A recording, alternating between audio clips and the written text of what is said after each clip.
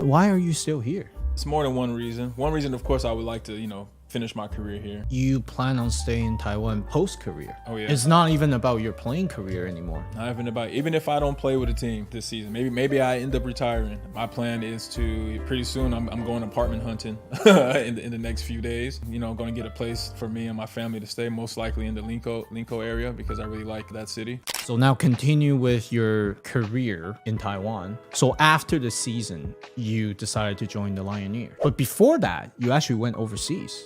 Was it China? Wasn't it Middle East? No, after Leopards, I went back home to Italy. I live in Sardinia. Okay. And the Leopards actually asked me to host a youth camp. So I came back to Taiwan that summer and held a youth basketball camp for 2 weeks for the Leopards. And then I thought that I was actually going to be re-signing with them. They told me that they were going to, send an official contract to me when I got back home. Actually on my birthday, I went back home. Contract didn't arrive. So I pulled out of the preliminary agreement. I said, I don't want to come anymore. I just stayed in Italy working out and was waiting for another opportunity somewhere else, whether it was back in Taiwan or in another country. Funny story, a new Chinese supermarket opened in the city where I live, and my wife was wanting to go visit for so long. She's like, I want to go see the store. I want to go to see the store. So I said, all right, let's go. And nowadays, most people just believe whatever they see online. So I told I'm gonna post this video on my story, put these Chinese products, and somebody's gonna think that I'm in China or in Taiwan. So I made this video of my story of some products. They have these amateur games in China. They call Wild Ball, or sometimes it's not Wild Ball. It's just a lot of rich owners, businessmen who love basketball, and they have these games that they host. And an agent for that thought that I was in China from that video. He was like, hey, where are you? And I was like, why, you have a job for me? And he was like, yeah, but where are you? I said, oh, I'm flying back to Italy right now. And he was like, I have this team that wants you, but they don't want to fly you from Italy. And I was like, I'll fly myself to Taiwan and then see if the team will fly me from there. Team agreed. So I said, cool. So I flew to Taiwan. I was here for maybe 2 or 3 days before I had to report to China. So I think I went to a P-League game. I went to an EASL game. So people are like, man, what's Mike doing in Taiwan? Is he going to sign with somebody? I ended up going to dinner with the Leopards while I was out here for those few days, and told them, yeah, I'm going to China. I have some work out there. And they said, oh, okay, let us know when you come back. So I went to China, played in this amateur tournament for a week, and I had one crazy game of 54 points. And because I have a name China, people remember me, and somebody made a video of it and posted it on the Chinese TikTok or whatever they use there, I think Weibo. I woke up the next morning and saw, I was like, oh, so I reposted it. And then my plan was to, I had to fly back to Taiwan, and then my return ticket to Italy was from Taiwan. So I had maybe 2 or 3 days to stay in Taiwan before I went back home. And when I came back to Taiwan, I guess Lioneers saw that video. One of their agents approached me. I was at dinner one night and said, hey, I have this team in the P-League that's interested. And we talked. I said, well, look, I'm getting ready to fly back home in 2 days. So if the contract and stuff isn't done before then, I'm going back to Italy. And the contract was done, and he came to Taipei, picked me up from my hotel, and drove me straight to Hsinchu. Oh, wow. Everything happened so quickly, eh? Quickly, yeah. So what was your experience playing for the Lioneers? Amazing. Great fan base. Zhubei was a really nice city. My family loved it there. I loved it there. I know that they had a rough season before I got there. Being able to help them get back to the playoffs, it was a goal of mine, and I'm happy that I was able to accomplish it. Overall, it was a great experience. The P-League was a lot more, marketed and bigger fan base than T1, so it was great to play in that league as well. So, not to play favorites or anything, I know you love all your teammates, but who was your favorite local teammate from the Lioneers? Because I get along with all of them. It's hard to pick I know, one. that's what I said. Yeah. You love all your teammates. We understand that. But let's just play hypothetical. If you were to take somebody out for dinner, who are you taking out? Let's play that game. If I had to take someone out to dinner, it has to be somebody that I can communicate with. Probably be Oscar, man. Oscar's funny. He's like my little brother. His personality is hilarious. I'm the type in practice, I try to stay focused all the time, and to also, not just for myself, but to let them know they should be focused too. But Oscar always finds a way to make me laugh, to get me to laugh in practice. So yeah, it'll be Oscar for sure. Okay. What was your favorite part about his basketball game? He has the same will to win like I want to, and he works hard. He may not be in the gym after practice. I used to ask him, man, why don't you stay longer, after practice, or come in earlier and get more work like I do. If you want to work out with me, we can. And he's like, oh, I have my own place. I have a gym that I go to and I do extra work. So, and I didn't know that. And then I found that out later in the season, but yeah, he works really hard like I do. And I respect that. I respect guys who are in there and stay long hours and, get the extra work in, because that's the only way you're going to get better. And Oscar definitely does that. I'm surprised he chooses not to work out with you. Hey, working out with a legend like you, I would love that if I was a player. Yeah, I appreciate that. That about wraps up your first season with the Lioneers. Now, the second season didn't go as anticipated. What happened? Because everyone thought you were going to play your last season with the Lioneers. You guys had mutually agreed to part ways. What's your side of the story? I won't say too much. What I can say is that a lot of things were not the same. Like, the reason why I re-signed with the Lioneers to come back was because of the experience I had last season. I made the decision to re-sign with them very early in the season last year. I already knew that I was coming back to the Lioneers. But when I returned this year, things weren't like they were before. It wasn't them who said they didn't want me.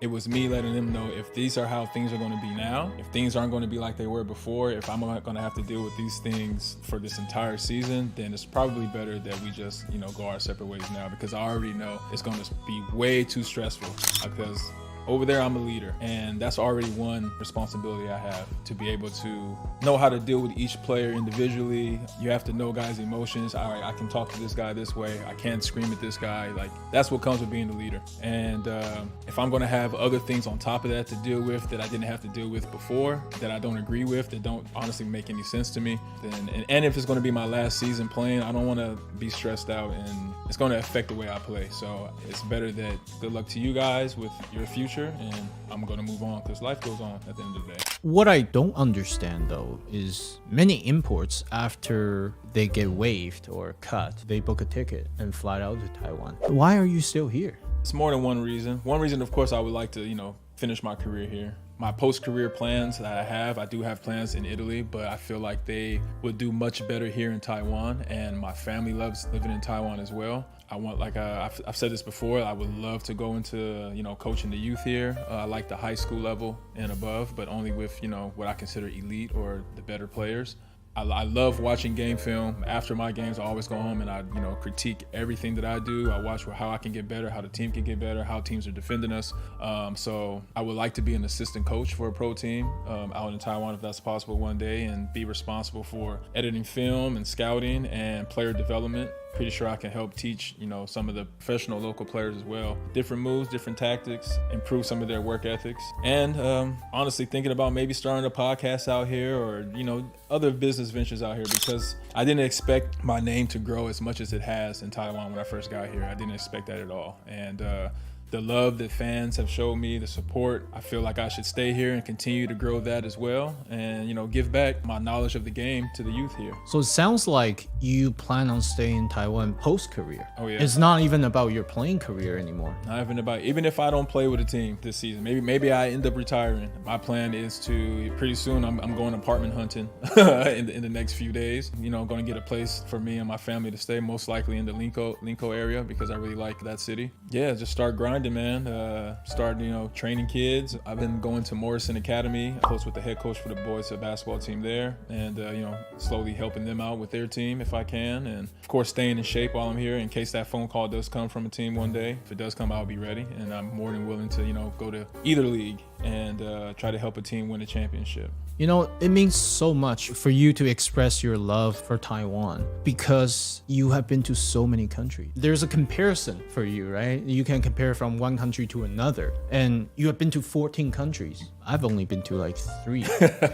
Right? So there's nothing for me to compare. Yeah. So when I say I love Taiwan, it's partly because I was born here, and partly because I haven't been to that many countries. Yeah. But for you, having been to that many countries, and to say, this is the country I want to plant my roots here. Yeah. That really means a lot. Yeah, man. I mean, I've seen so many different cultures. I've seen how people act all around the world. I've been in places like Saudi Arabia where my wife was covered the entire time like their women.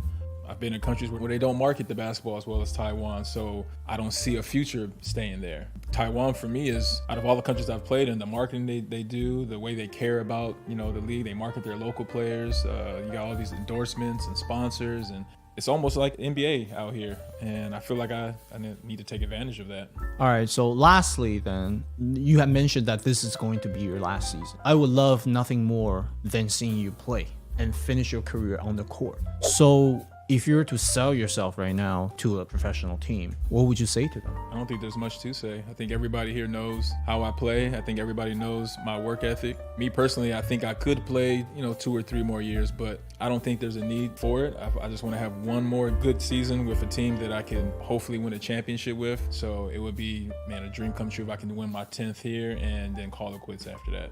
I love Taiwan here, man. The teams know that. They know I'm a family guy. I'm not causing trouble. I'm here to work like you hard. used to. Like I used to.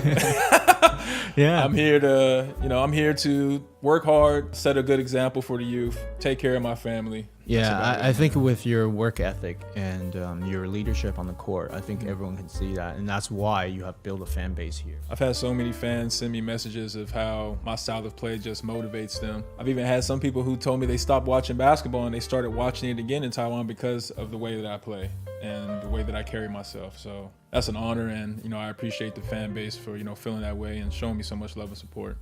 All right, I think that about wraps up this interview. Okay. And thank you very much for coming. Thank you for having me, my man. It was a pleasure. I really wish a team would sign you because I would love to go see you play again. That's it, everyone, and good luck to you, Mike. Thank you. Thank you for this interview, and we'll see you on the next episode. Or on the court. Go support his podcast. Yeah, whenever that does come out.